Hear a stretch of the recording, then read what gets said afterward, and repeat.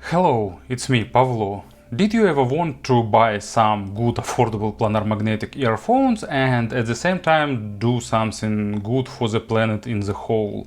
And today you have such chance because we will be talking about new Hidizs MP145.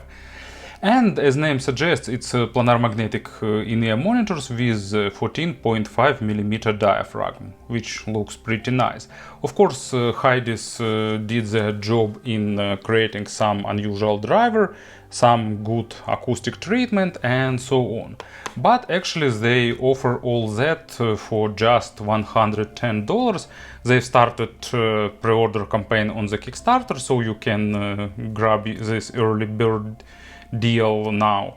And also they said that they've partnered with WDC organization, and this organization is busy with preserving whales all over the world. And this model also inspired by whale tail and other shapes, so Hidizs even reflects this in the design too. So in my opinion that all looks pretty promising, so let's find out what actually these earphones gives us. As you can see, even outer part of the box looks pretty attractive. Nice polygraphy, lot of different features and specs printed on the box. It's typical for Hidizs to share a lot of details.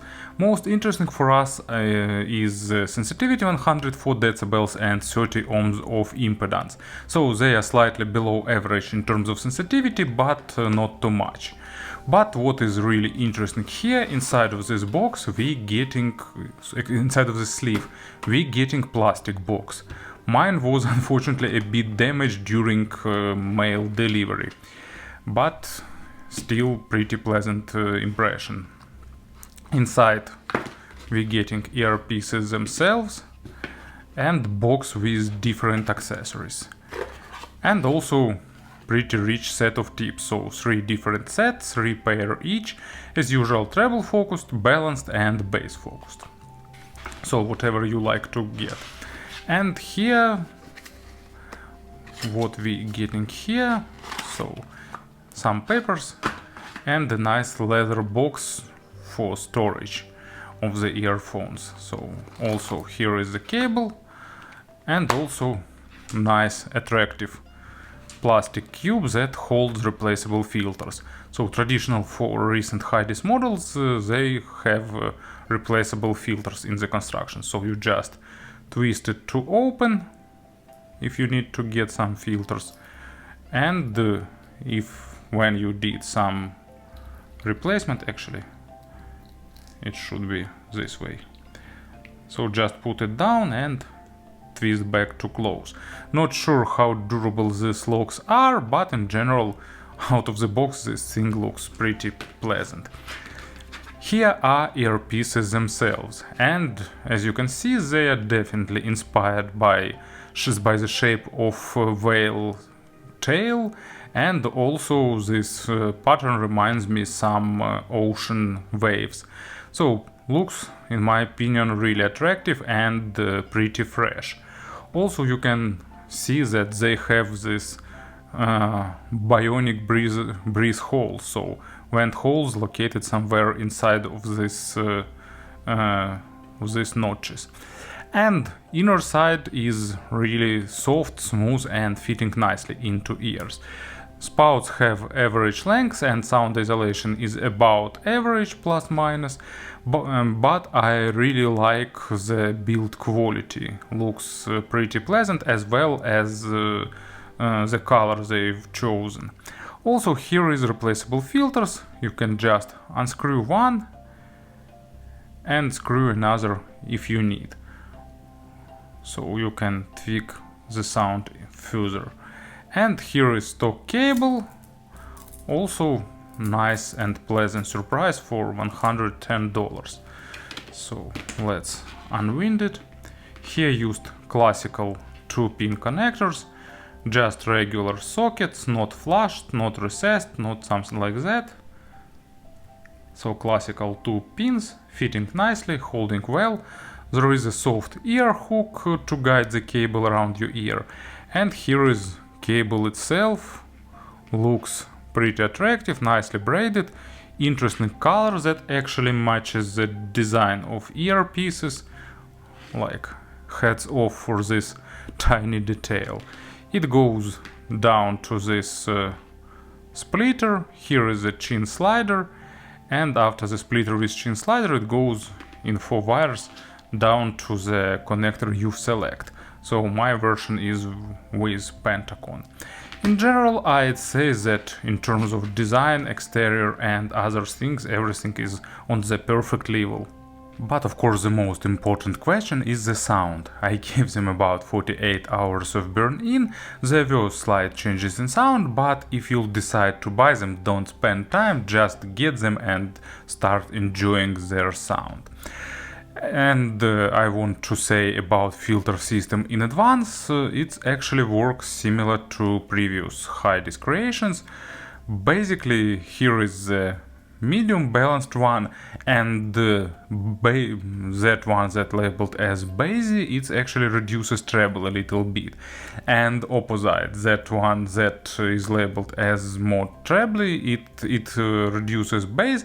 It also boosts treble a little bit, but main work they do are on the other side of the sonic spectrum. But of course it's more dependent, of course, on which point we'll select as 0 point.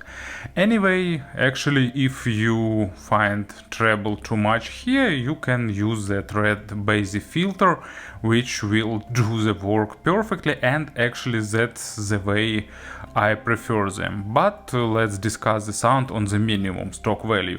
You can easily understand what you can change with filters. Actually, because bass filter slightly tames treble, and the treble filter slightly reduces the bass. Changes are not big anyway.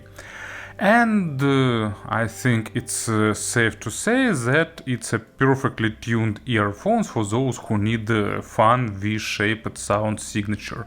If you're looking for some engaging sound, look no more. So they have boost in the lows and in the treble, but because of really efficient and fine planar-magnetic driver, you getting great amount of details, so all parts of sonic spectrum remains clearly audible, and that makes them really enjoyable.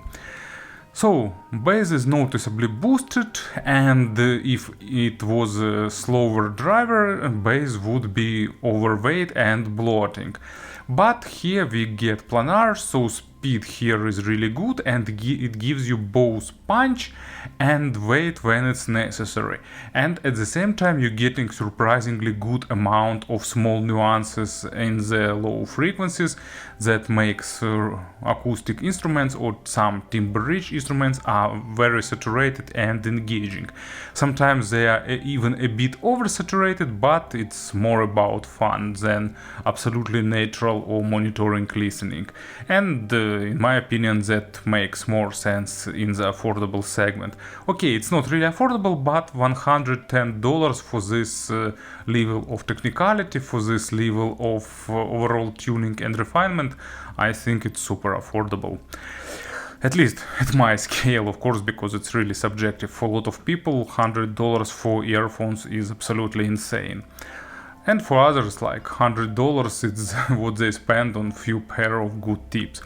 But anyway, let's go back to the sound. So when it's universal bass, when you listen to some electronic music, you get tones of punch, you're getting tones of rumble and so on. Depth is really good, and bass is very like material, and you can easily feel it. Of course, it's not like subwoofer when you feel the bass by your whole body, but in really enjoyable experience. And at the same time, some natural instruments are also great.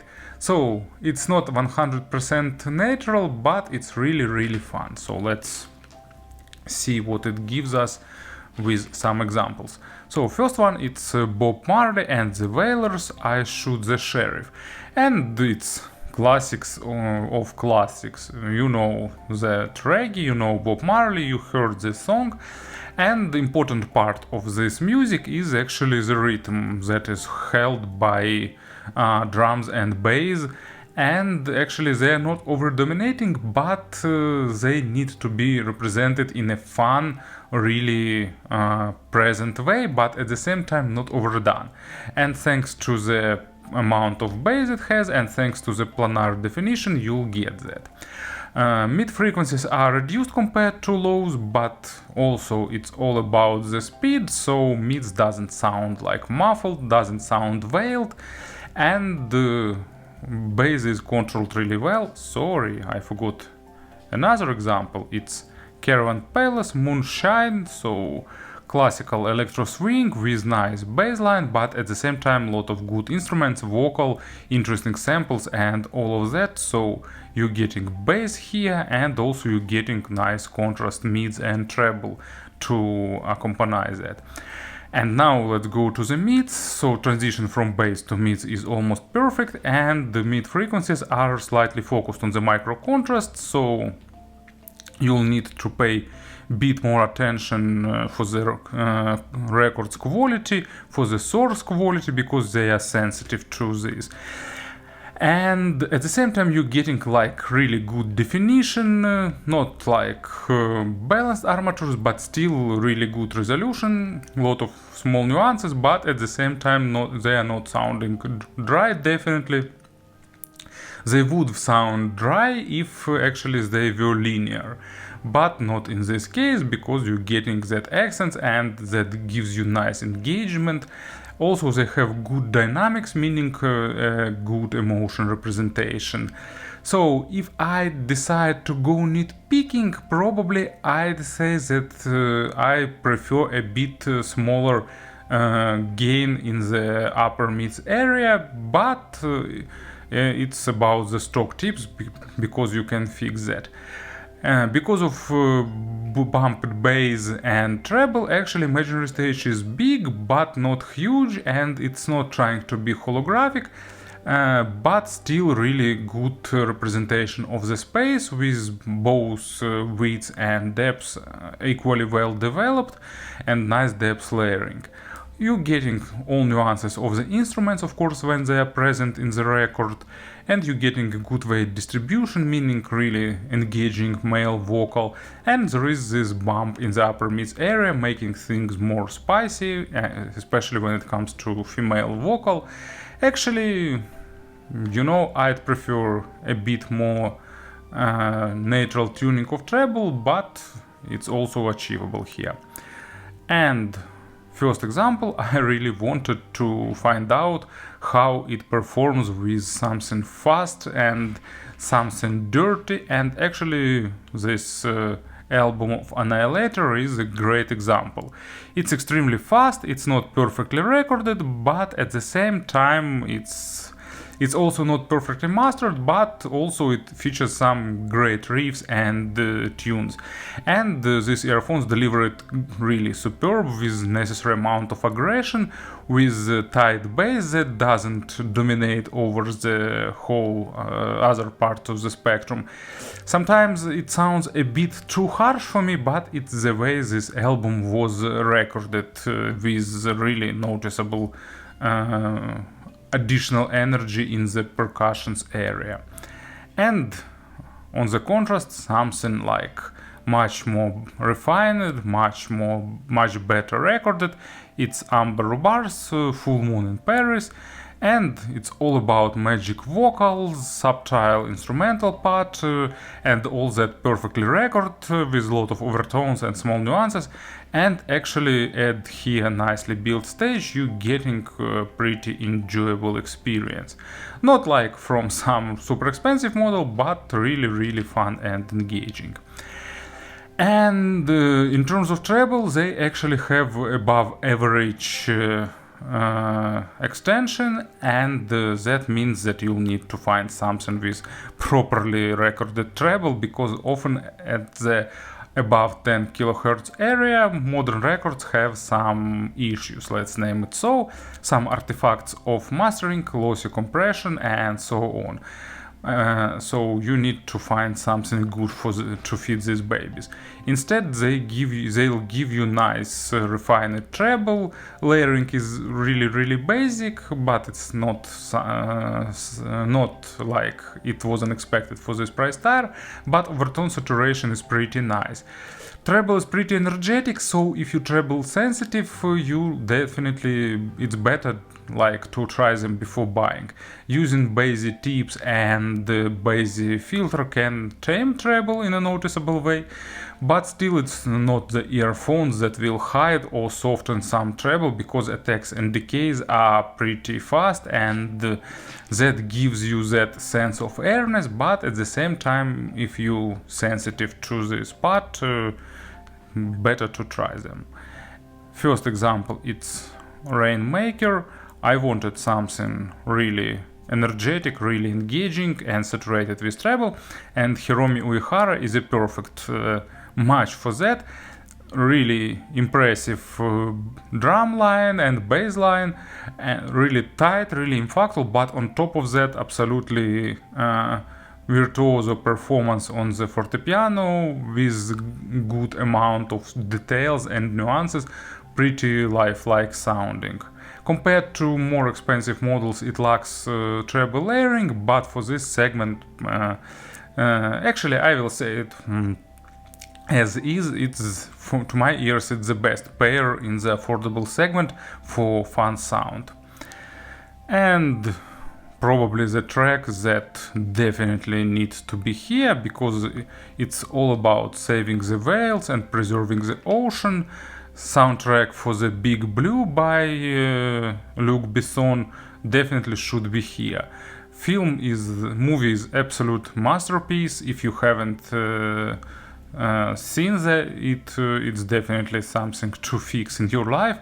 And of course, like big part in the success of the film, besides Besson's own love towards the sea, of course, a big part plays Eric Serra soundtrack. I've selected Overture because it's like intro to the whole soundtrack, and it has a lot of things, like a lot of ambient sounds, some slight orchestral parts, but main role here is different percussion that gives you that sense of immersion, and these earphones definitely deliver it in a really great way.